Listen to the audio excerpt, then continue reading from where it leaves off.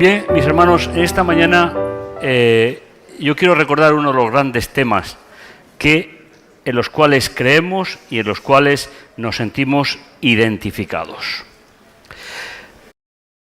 Me gustaría que recordásemos tres citas que van a ser la introducción al tema de hoy.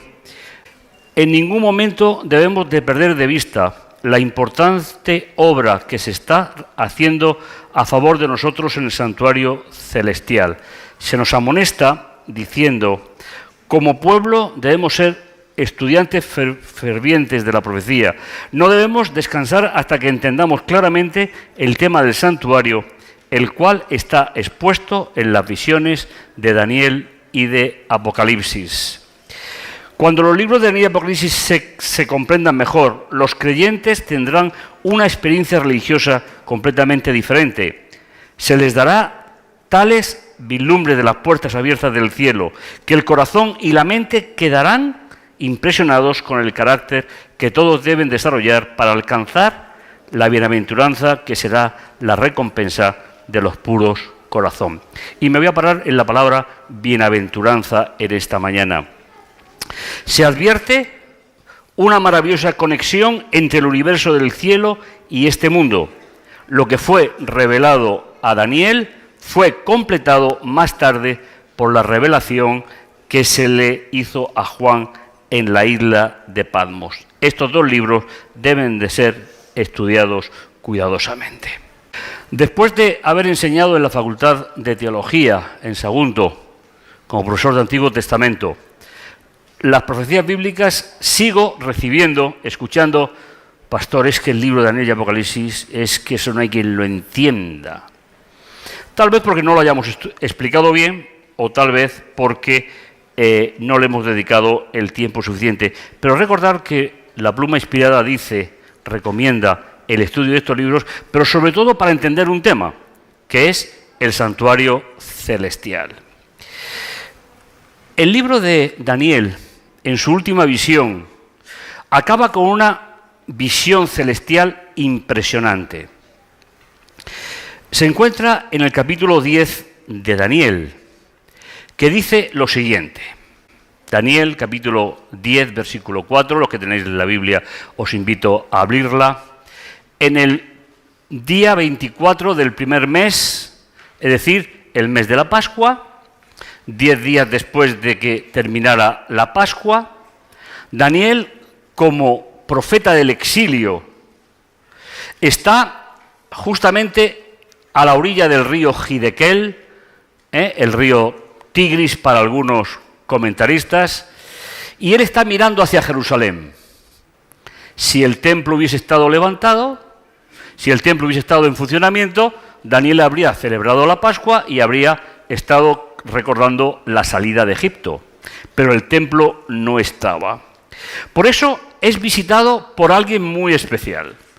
Y me quiero parar en los versículos 5 y 6. Dice, y alcé la vista y vi aparecer a uno semejante de hombre, vestido de lino, con cinturón de oro. Su cuerpo era como crisólito, su rostro como un relámpago, y sus ojos como antorchas, sus brazos y sus piernas como destellos de bronce bruñido, sus palabras resonaban como una multitud. Yo solo, dice, y veréis lo importante de esto después, yo solo veía la visión. La gente que estaba conmigo, aunque no veía la visión, quedó sobrecogida de terror y corrió a esconderse. Así quedé solo al ver aquella magnífica visión. Me sentí desfallecer, mi semblante quedó desfigurado y no lograba dominarme. ¿Sabéis? Los versículos 5 y 6 es la descripción de alguien vestido de sumo sacerdote. Y hay una particularidad que veremos después, pero que resulta bastante interesante. Y finalmente, el libro de Daniel termina con una bienaventuranza. Bienaventuranza que es el colofón a este libro. Después de que la última visión está encabezada por el sumo sacerdote celestial, El libro termina diciendo, y me paro en la primera parte, bienaventurado el que espere. Y llegue finalmente ese número que tenéis ahí, y llegue hasta el final del cumplimiento profético, es decir, la profecía más larga de la Biblia. Pues, ¿sabéis, hermanos? El libro de Apocalipsis comienza exactamente igual, pero invirtiendo algo. Primeramente empieza con una bienaventuranza. En el capítulo 1 de Apocalipsis y en el versículo 3, como tenéis en pantalla, dice, bienaventurado el que lee,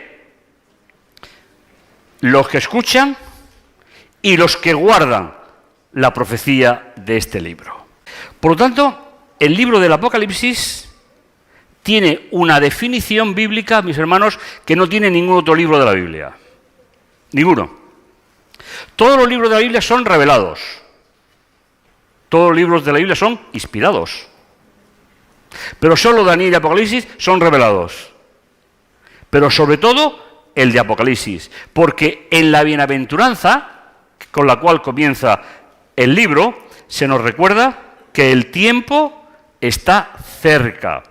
¿Y quién va a entender la cercanía del tiempo? El que lee, los que escuchan y los que guardan lo que está escrito en este libro. Y así comienza la revelación de Jesucristo que Dios dio a Daniel, anunciando que el tiempo está cerca. ¿Y qué podemos decir de la primera visión?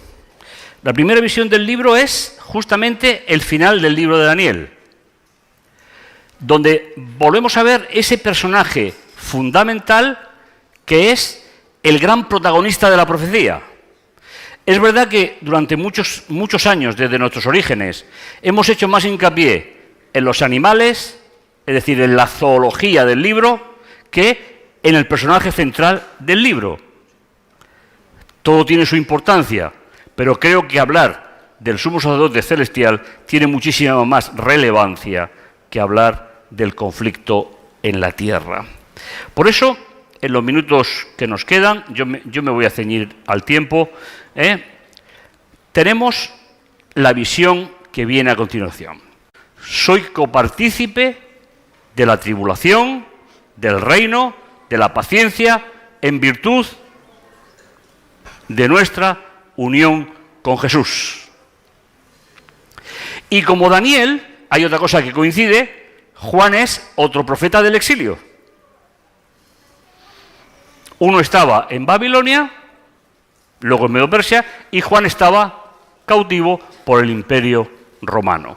Son dos grandes profetas del exilio, porque el libro de Daniel nos indica, en el capítulo 2, que todos conocéis, el de la estatua, que el pueblo de Dios vivirá en el exilio hasta la segunda venida de Jesús. Nunca más tendrá una nación propia, nunca más vivirá bajo un sistema teocrático, nunca, hasta que Jesús vuelva. Así que, si algo nos acerca a Daniel y a Juan, es precisamente vivir en el exilio. Hay creyentes que tienen grandes problemas en los países donde viven. En otros tenemos una más libertad. Pero hay algo que debemos de pensar siempre. Al igual que Daniel y Juan, cuando tenían problemas, ¿a quién miraban? Miraban al sumo sacerdote celestial. Pero hay una diferencia fundamental, y es ¿cuál es el contexto del capítulo 10 de Daniel? ¿Quién visita a quién? ¿Y dónde? Hemos dicho que estamos junto a la ribera del río Hidekel, la frontera natural de la ciudad de Babilonia, mirando hacia Jerusalén. Y es el sumo sacerdote quien visita a Daniel, para fortalecerlo, para darle ánimo. Daniel, has visto el gran conflicto, pero la historia del mundo no acaba en el conflicto. El conflicto va a acabar de otra manera. le decía a Ana, oye, presenta tú porque yo no conozco prácticamente a nadie. Pero, ¿sabéis? Sí sé una cosa, que todos los que creemos y estamos aquí hoy, sabemos que la historia del mundo no va a acabar por una acción del hombre, va a acabar por la segunda venida de Jesús. Y ese es el mensaje fundamental de esos dos importantísimos libros, que amo profundamente, que le he dedicado más de 25 años de mi vida a estudiar, que lo he enseñado y que finalmente sigue siendo el motor de mi vida cada día. Porque, ¿sabéis? Los telediarios tenían que ser para mayores de 100 años, porque solamente se ven guerras, enfrentamientos, ni una sola noticia buena, como si no lo hubiera. ¿Sabéis? Vosotros, hermanos, somos una noticia buena. Estamos aquí porque creemos en el retorno de Jesús y creemos que la historia no va a ser acabada ni por ninguna de las grandes potencias, sino va a ser acabado por la venida de ese sumo sacerdote en gloria y majestad. Y ese es el mensaje de estos dos importantes libros. Yo, vuestro hermano Juan, soy copartícipe de la tribulación, del reino, de la paciencia, en virtud de nuestra unión con Jesús. Estando yo en la isla de Patmos, en otro momento, entregado a la palabra de Dios y al testimonio de Jesús. Hermanos, ¿no os parece que es un itinerario necesario para nuestra vida? Entregados a la palabra de Dios y al testimonio de Jesús. Así entenderemos cuál es el devenir de la historia. Y dice que cayó en éxtasis, que cayó en visión, por eso hemos dicho que Apocalipsis es un libro inspirado y revelado, como no hay otro en toda la Biblia. Y oí entonces detrás de mí una voz como instruyendo, como un sonido de trompeta que decía, aquí recordar algo que es muy importante. En la primera gran parte de la Biblia, la trompeta se tocaba desde la puerta del santuario terrenal para convocar a Israel a una asamblea comunitaria. Ahí se tocaba la trompeta. Era un cuerno de macho cabrío, pero nos sirve la idea. Por lo tanto, Juan es llamado al comienzo de la visión y oye el instrumento musical que convocaba al pueblo para escuchar una revelación divina. Esa misma idea es la que se da a Juan. Y se le da una orden, un imperativo. Escribe en un libro lo que veas y envíalo a las 7 iglesias. Y de más de 500 iglesias que había en Asia, se eligen 7. Y se le da el nombre. Así que, mis hermanos, hay una característica fundamental. El libro de Apocalipsis se escribió para ser leído el sábado por la mañana en una iglesia del primer siglo. Entre ellas las 7 que aparecen aquí. Porque se introduce el nombre iglesia, eclesía, que significa lugar de reunión, de convocatoria. Con lo cual, imaginaros un sábado como hoy, eso sabemos que no ha cambiado porque la semana no ha cambiado, los que se reunían en aquellas iglesias iban a recibir el libro para leerlo. Uno leía, otros escuchaban y todos ponían en práctica. Y esa es la invitación que se nos hace a nosotros en este día. Y Juan ve algo impresionante, que es exactamente igual que Daniel. Me volví a ver de quién era la voz que hablaba y al volverme vi 7 candelabros de oro. En medio de ellos había como un hijo de hombre, vestido con una túnica talar y ceñido al talle con un cinturón de oro. Su cabeza y sus cabellos eran blancos como la lana blanca, al igual que la nieve. Sus ojos se asemejaban a llama de fuego. Si miráis el cambio de color en la parte de las frases, las que están menos resaltadas están copiadas literalmente de Daniel. traducidas a otro idioma, pero están literalmente copiadas de Daniel. Es la misma visión que vio Daniel. Sus pies parecían de metal precioso, acrisolado en el horno, su voz retumbaba como las aguas caudalosas. Pero, hermanos, ¿cuál era la diferencia? Hay una diferencia que tiene que ver con el plan de salvación. ¿Quién visita a quién en Daniel 10? ¿Y quién visita a quién en Daniel en Apocalipsis 1? Probablemente no lo hayáis pensado nunca, pero resulta emotivo, resulta especial. En Daniel es el sumo sacerdote el que viene hasta donde está Daniel. Y en Apocalipsis es Daniel el que va a donde está el sumo sacerdote. En el primero es una acción de descenso, en el segundo es una acción de ascenso. En Daniel el templo está destruido, se le presenta el sumo sacerdote celestial. Y en Juan, en el Apocalipsis, ¿cuál es el lugar de encuentro? Lo hemos leído. Frente al candelabro, en el santuario celestial. ¿Cuál es la gran diferencia? Y creo que es importante para lo que creemos, sentimos y hemos sido llamados a predicar y enseñar a otros. La diferencia es que en la época de Daniel el santuario celestial no funcionaba todavía y en la época de Juan comenzó a funcionar con la resurrección de Jesús. Por eso la primera gran escena del santuario celestial en Juan es frente al candelabro de 7 brazos del santuario celestial. El plan de salvación ya había comenzado hacía varias décadas, cuando Juan recibe la visión. A mí me sugiere muchas cosas.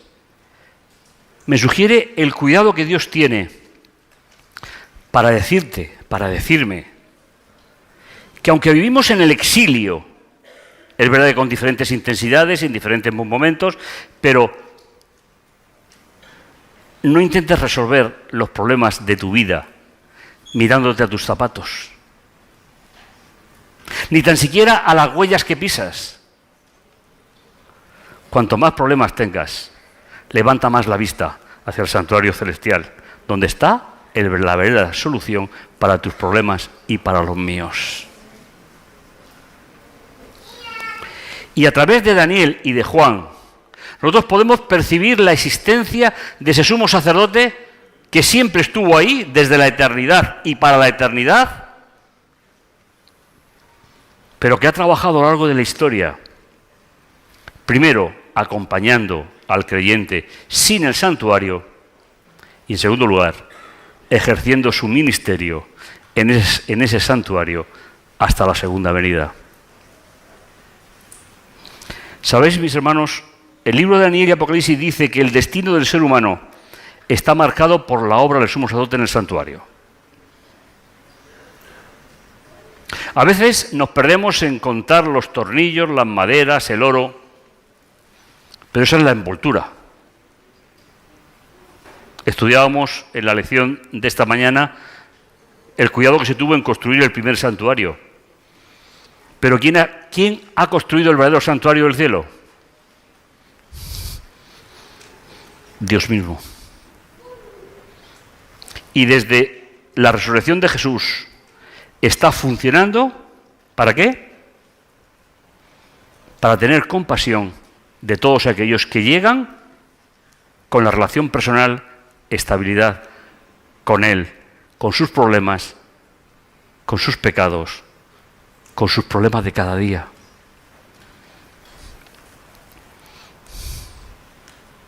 ¿Cuántas veces me han dicho en 31 años de servicio como pastor, pastor, ora por mí?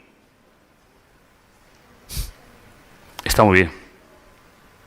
Pero sabéis, desde hace algunos años, desde que me di cuenta, yo le decía a los hermanos, espera, yo oro por ti, pero hay una condición. Dime por qué oras tú primero. Algunos se extrañaban, lógicamente, pero yo les explicaba, ¿voy a orar otra cosa que tú no ores? Es que no tiene sentido. Por eso, cuando le digáis a vuestro pastor o otros pastores, de los cuales yo todavía me siento, aunque jubilado, parte de ello, ora por mí, tenéis que saber para decirle por qué estáis orando. Porque mis oraciones no valen más que las vuestras. Son funcionales, en función a una función que ejerces por vocación, pero no valen más que las vuestras, mis hermanos.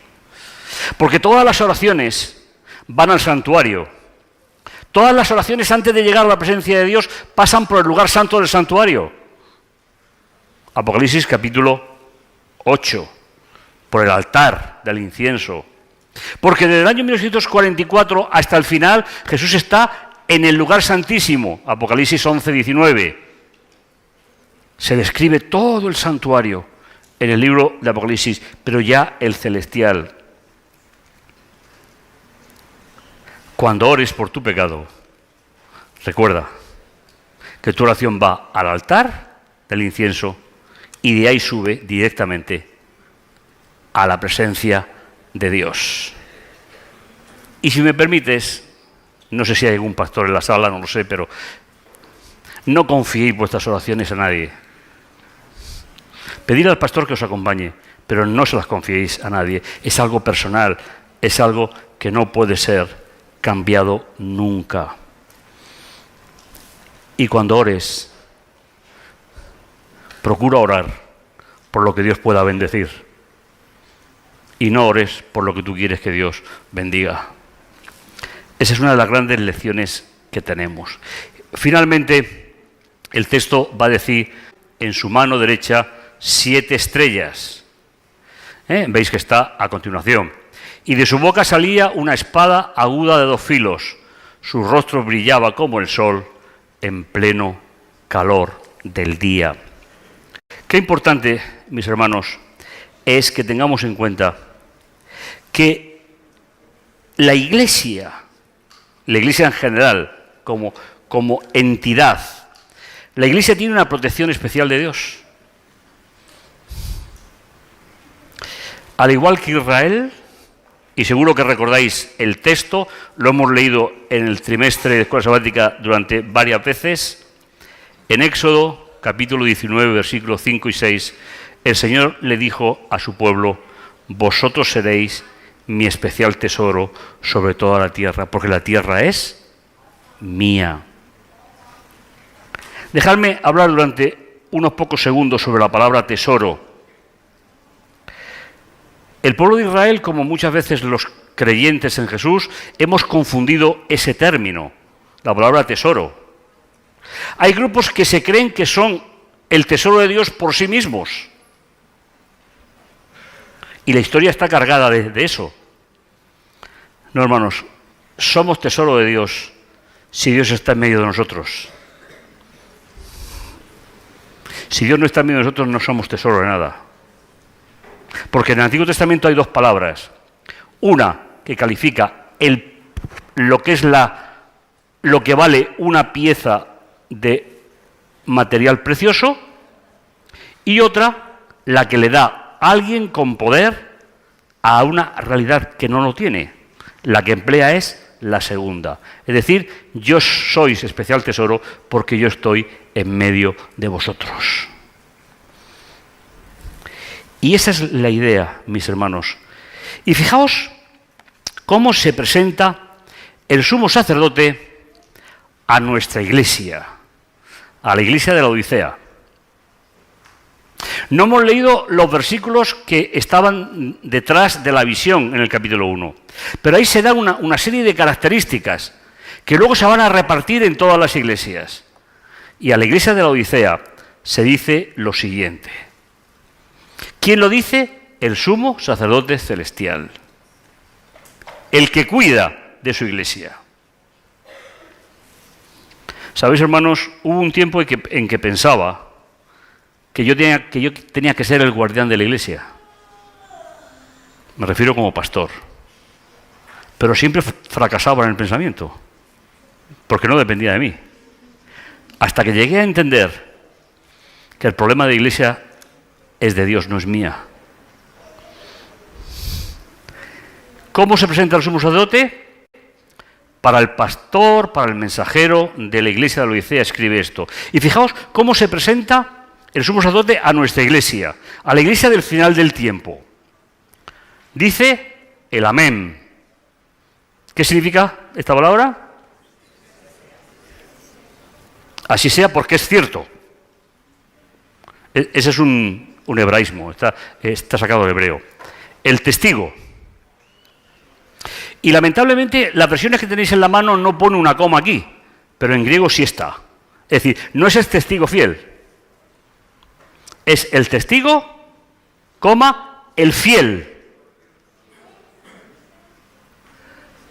El veraz. El objetivo de la creación de Dios. Mis hermanos, no estamos solos. Es verdad que la vida nos complica mucho, pero fijaos, hay una promesa preciosa que concierne a la iglesia de Laodicea, con la cual se termina el mensaje a esta iglesia y se termina el mensaje a las 7 iglesias. Al que salga vencedor, ¿cuál es el futuro?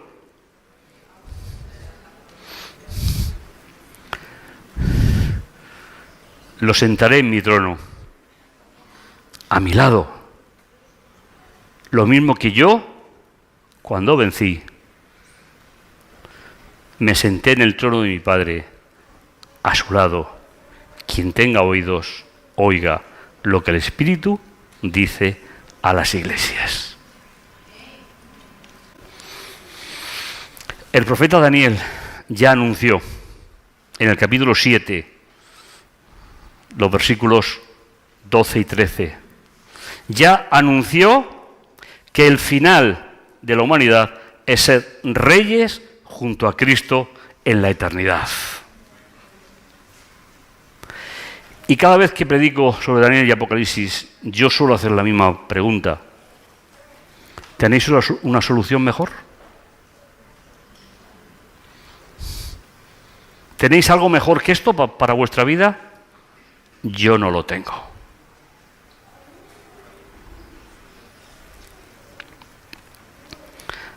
Al que salga vencedor, lo sentaré en mi trono, a mi lado, lo mismo que yo, cuando vencí, me senté en el trono de mi Padre, a su lado. Y el que tenga oídos, ¿os acordáis? El que lee, el que oye y guarda.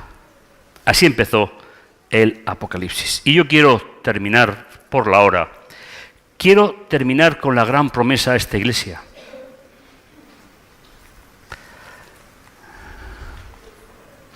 Os paso una traducción personal. Porque luego alguno me pregunta, pastor, ¿y qué Biblia lees? Pues todas, las que puedo, pero este es un texto que he traducido yo. Yo a cuantos amo, saco a la luz e instruyo. Ten valor, pues, y cambia de dirección en tu vida. Apocalipsis 3:19. Repito, esta es una traducción personal.